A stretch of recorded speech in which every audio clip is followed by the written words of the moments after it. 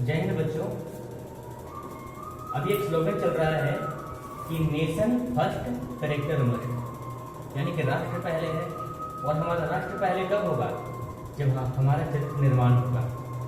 और चरित्र निर्माण करने के लिए अति आवश्यक है कि हमारे जो भी महापुरुष हुए हैं उनकी जीवनी को अध्ययन किया जाए। महापुरुष की जीवनी को अध्ययन करने से समय की बर्बादी नहीं होती है, बल्कि अगर हम उनकी जीवनी को अध्ययन करेंगे तो हमें ऐसा महसूस होगा कि हम उस समय की तात्कालिक परिस्थितियों को, इतिहास को, नागरिक जीवन को, भौगोलिक स्थिति को, सब कुछ को समझ रहे हैं।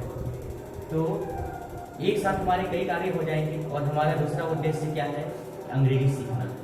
तो हम लोग इस माध्यम से नैतिक शिक्षा भी सीखेंगे और हम लोग अंग्रेजी भी सीखेंगे। तो भारत संतों की भूमि रही है और यहाँ पे महान महान संत हुए हैं। इन्हीं में से एक संत है श्री श्री रविशंकर। जो संत हैं उनके बहुत सारे शिष्य हैं और उन शिष्य अपने गुरु को गुरु जी ही बोलते हैं, तो इसलिए श्री श्री रविशंकर को गुरु जी कहते हैं। प्यार से इनको लोग श्री श्री भी कहते हैं। तत्पश्चात इनका नाम है रविशंकर। ठीक है। अब देखिए, रविशंकर, इनका जन्म रविवार को हुआ था, इसलिए इन्हें रवि कहा गया। और जिस दिन इनका जन्म हुआ था उसी समय आदि गुरु शंकराचार्य का भी जन्म हुआ था, इसलिए इनका नाम रखा गया रविशंकर। अब इनकी जन्म का दिन है 13 मई। तो गुरु का उद्देश्य होता है अपने शिष्यों का कल्याण करना, तो इसलिए शिष्य कहते हैं कि 13 मई, यानी कि गुरु जी कहते हैं अपने शिष्यों से, श्री श्री रविशंकर कहते हैं शिष्यों से कि 13 मई, I am here to help you always, मैं यहाँ पे हूँ हमेशा तुम्हारी मदद करने के लिए। तो 13 मई और 1956 ईस्वी को इनका जन्म हुआ था। और जन्म का हुआ था पाप नाशन। गुरु का उद्देश्य होता है कि अपने शिष्यों के पाप को नाश करना। तो पाप नाशन नामक स्थान पे हुआ था, इस ट्रिक से आप भूलेंगे नहीं। दूसरा तमिलनाडु में हुआ था। तो तमिलनाडु राज्य में पाप नाशन नामक स्थान में इनका जन्म हुआ था। और तमिलनाडु की राजधानी है चेन्नई, यानी कि इसको भी हम लोग याद रखते हैं, तमिलनाडु दो ना मिले तो चेन्नई। तो तमिलनाडु की राजधानी होगी चेन्नई।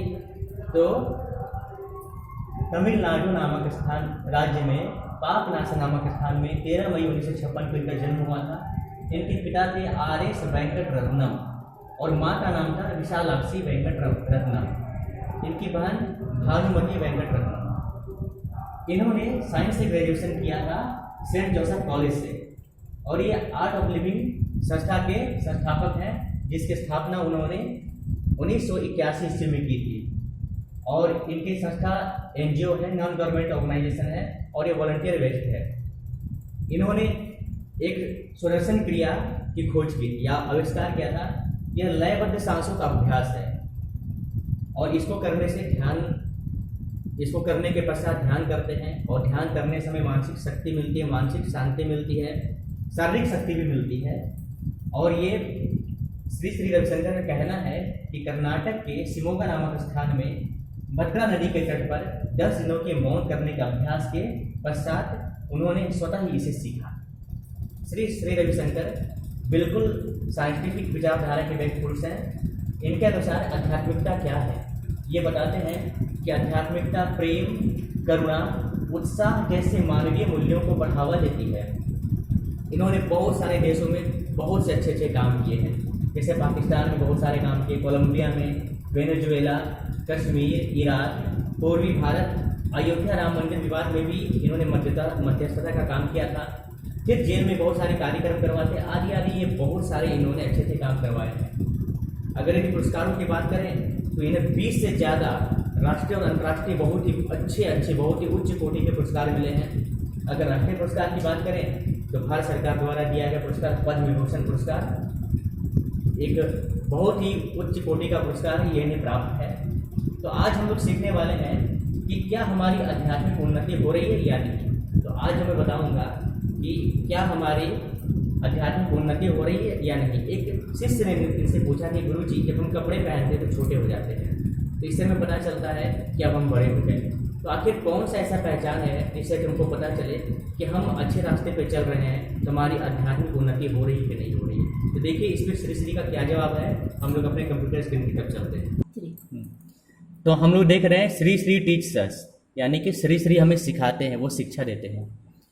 तो बताना चाहूँगा बच्चों कि मेरे चैनल का नाम है साकेत निर्गुण, यानी कि आप सिर्फ साकेत निर्गुण टाइप करेंगे और ये चैनल आ जाएगा। ठीक है, तो अब शुरू करते हैं कि गुरुजी ये जो मैंने आपको बताया है ये मैंने शॉर्ट में लिख दिया है, आप इसको देख लीजिए और स्क्रीनशॉट ले लीजिए।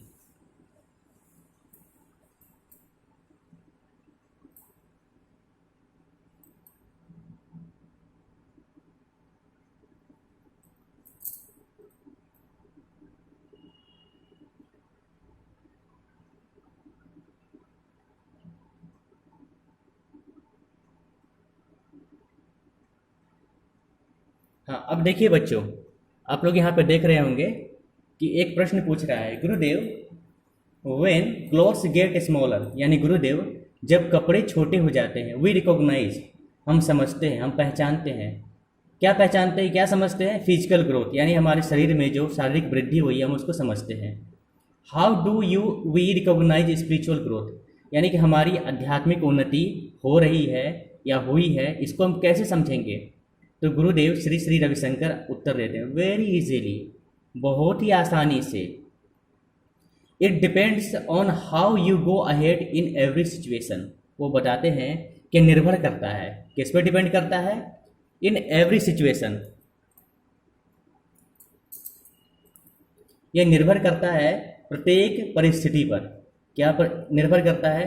कि हम उसमें कैसे आगे जाते हैं। अर्थात जब खुश होने वाली बात होती है तो हम ज़रूर से ज़्यादा तो खुश नहीं हो जाते, या जब दुखी होने वाली बात आती है तो हम बहुत ज़्यादा दुखी तो नहीं हो जाते। ये डिपेंड करता है। स्पेशली बैड सिचुएशन, खास करके बुरी परिस्थितियों में। कहने का तात्पर्य यह है कि जब हमारे ऊपर बुरी परिस्थितियाँ आती है तो हम बहुत ज़्यादा विचलित तो नहीं हो जाते।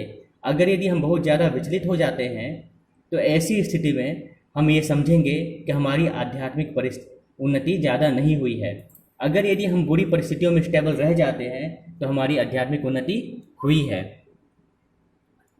अब अगला आगे बताते हैं उसे, do you deal with the courage and peace, तो क्या आप इसका सामना साहस के साथ और शांति के साथ करते हैं? अगर यदि आप इस बुरी परिस्थिति का सामना साहस और परिस्थिति के साथ कर पाते हैं, if you face this problems with courage and peace, अगर आप इस परिस्थिति का सामना साहस और शांति के साथ कर लेते हैं, if so then that is the sign of your spiritual development. अगर यदि आप बुरी परिस्थिति में भी स्थिर रह जाते हैं, शांति आपकी बनी रह जाती है, साहस से आप सिचुएशन को सामना करते हैं, तो इसका मतलब है कि दिस इज द साइन, इसका ये लक्षण है ऑफ योर स्पिरिचुअल डेवलपमेंट। तो ये आपके आध्यात्मिक उन्नति के लक्षण है कि हाँ, आपने आध्यात्मिक उन्नति प्राप्त की है। आपके मन में प्रश्न आ रहा होगा कि आध्यात्मिक किसे कहते हैं, अध्यात्म किसे कहते हैं? तो आत्म संबंधी अध्ययन को अध्यात्म कहते हैं। आत्म संबंधी अध्ययन को अध्यात्म कहते हैं।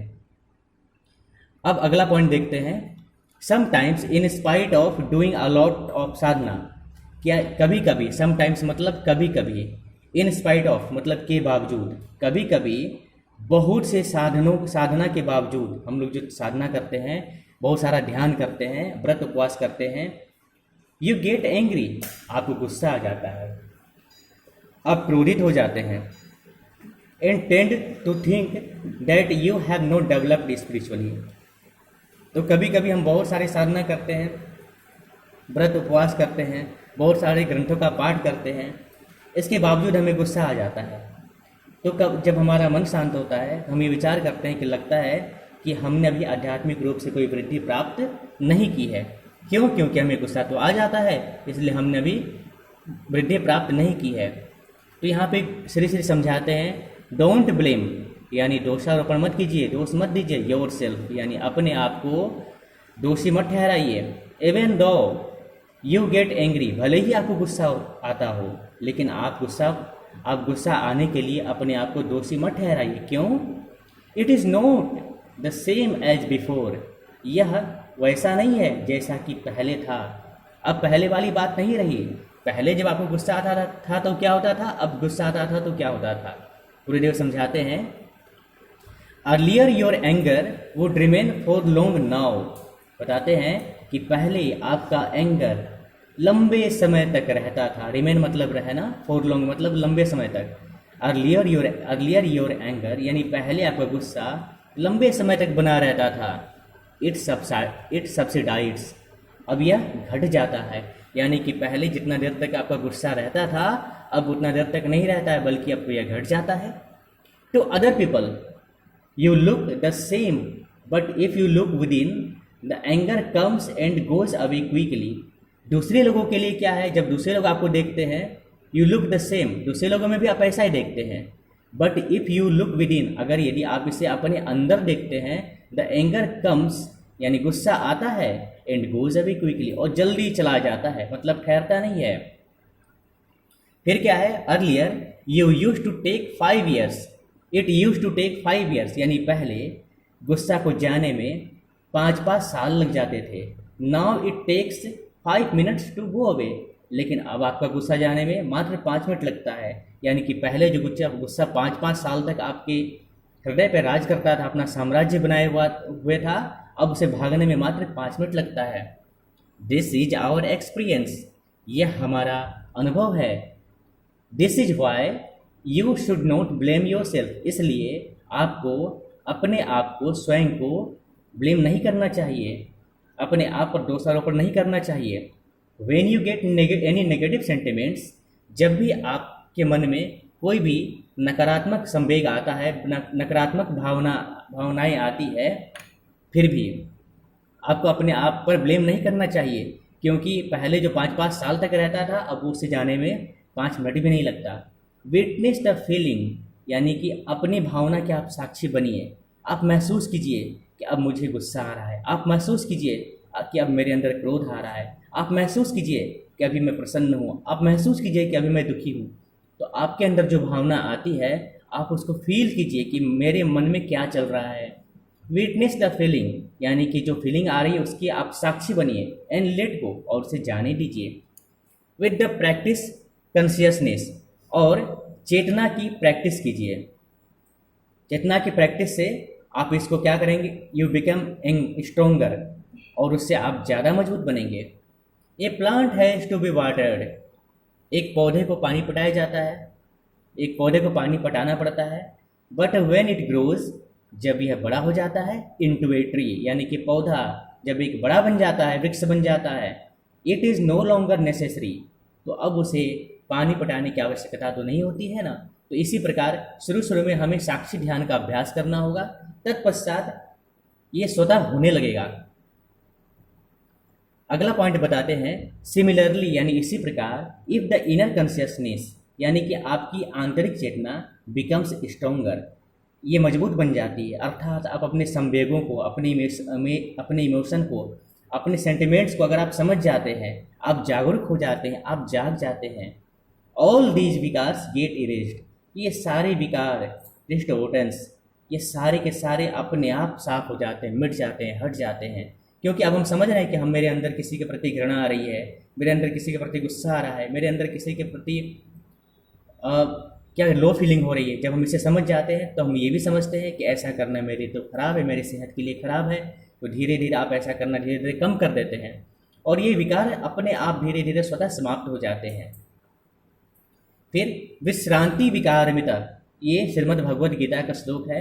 ये कहते हैं कि डीप रेस्ट रिमूव्स नेगेटिविटी, यानी कि जब हम गहराई से विश्राम करते हैं तो ये हमारी नकारात्मकता को हटा देती है।